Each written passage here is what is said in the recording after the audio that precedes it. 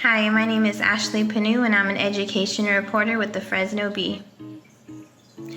I think if I could go back and give my younger self advice, I would tell her it's all going to work out. Even if it's not exactly the way you had envisioned it, it's all going to come together. Because I always had this voice in my head that made me doubt every single decision I was making.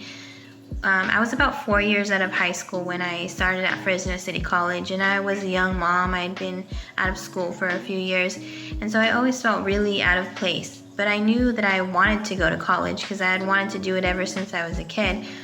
But I always second guessed myself the whole way through. Like, should you really be here? Is this the right major?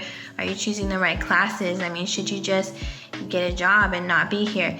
Even though I knew what I was doing was the right decision. So I think I would just go back and say, it's all going to work out.